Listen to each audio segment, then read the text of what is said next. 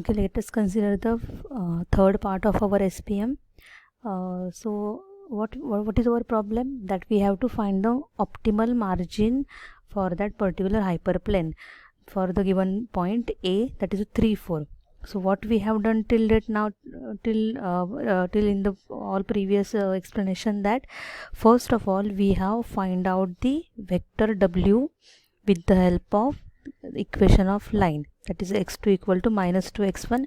So we have got, after simplifying this hyperplane, we have got the point that is 2 and 1.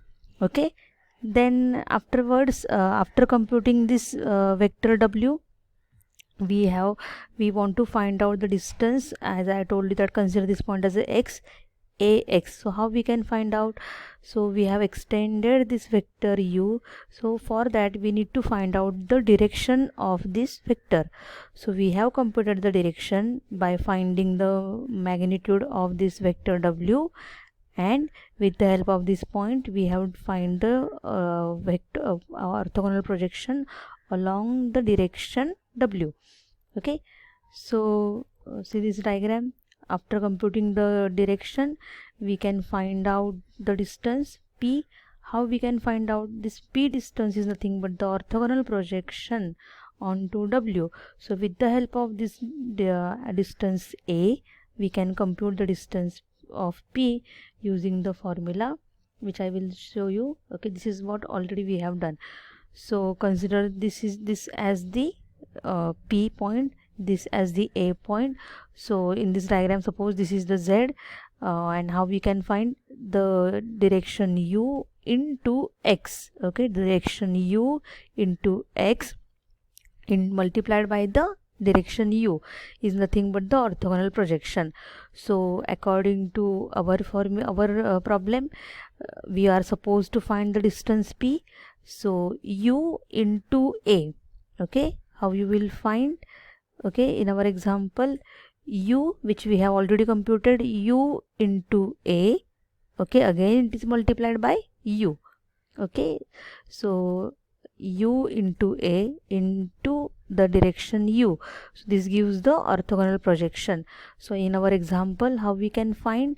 We can find the distance of p, as we have computed the distance direction u is nothing but 2 divided by root 5 and 1 divided by root 5 multiplied with the coefficient of x and y of the given distance, a given point a. As we are aware that a is 3, x is 3 and y is 4.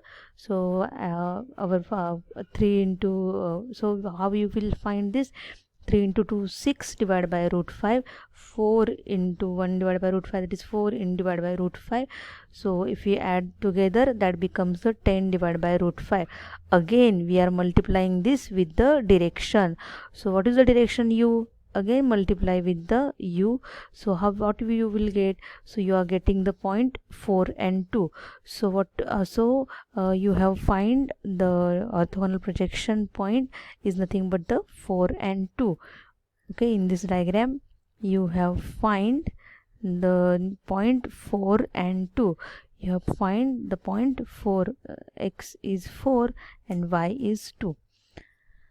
So how you can find the margin here? So magnitude, again after finding the point we will use the Pythagoras theorem. Okay, and we will compute the magnitude of the given vector. So using the Pythagoras theorem, okay, 4 square plus 2 square, so that becomes the, if we simplify, that is nothing but the 2 square root of 5.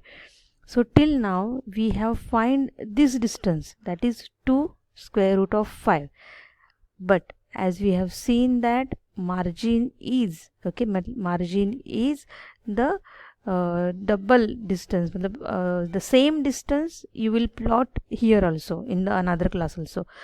We have the same distance margin. If you compute the margin at single side, apply the same distance on the other side. So as we are aware with this distance, okay, that distance is nothing but the 2 into square root of 5. So how we can find the margin? So now we have this, as we have computed the magnitude of p, then margin can be defined by the 2 into magnitude of p, that is already what we have computed. Okay, margin, we have computed the margin, or magnitude is 2 square root of 5. So 2 into 2 becomes 4. So 4 square root of 5 is nothing but the margin we have got. So we have got the maximum margin. At this side it is a 2 square root of 5. At this side again it is a 2 square root of 5. So how to find the optimal hyperplane then? So the optimal hyperplane is nothing but the, how to find this optimal is nothing but the which gives the maximum margin. So in this example you can see that we have got the maximum margin. All data points are lies in this side. Okay, there is no data point in between the margin and hyperplane. So this is nothing but the optimal hyperplane. Our next topic is that how to find optimal hyperplane in the if the given data set is given. Okay, so first of all we have to consider data set. Again we have to select the boundary point. Okay, we have to select the boundary point for that hyperplane, and we have to decide their classes. So first what will be the different classes?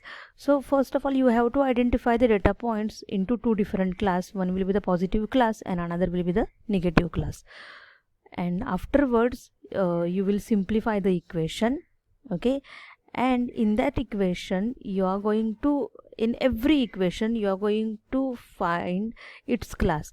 Means one particular line belongs to which class. Okay, either it is a positive class or it is a negative class. If it is a positive class, then represent that equation with +1. If it is a if it belongs to the negative class, then this then represent with the -1. Why we are writing this here wx plus ba? Because these are nothing but the hyperplanes. Okay, these are nothing but the hyperplanes which we are considering. This can be the hyperplane for that particular class. Okay, there can be different. This can be the hyperplane, this can be the hyperplane. So whatever the equations we are considering, so that's why we are considering this equation wtx equal to 0, and we are giving it we are adding the bias also. So this generally final, how we can maximize the distance between two hyperplane. So first of all you have to identify the boundary point. Then second thing, you have to decide which if it is towards the positive side, then it is a positive class. If it is towards negative side, then it is a negative class. Okay, then you have to find particular class of that you have to find the particular class and add bias input in that. After adding the bias input, apply the kernel method. Okay, apply the kernel method, so that apply the kernel method where you can transform the given example. Okay, you can apply there are different kernel methods which we can transfer. So you can transform the given data point into the into another dimension, and you can find the particular hyperplane for the example. So the same example we will see in the next lecture. Thank you.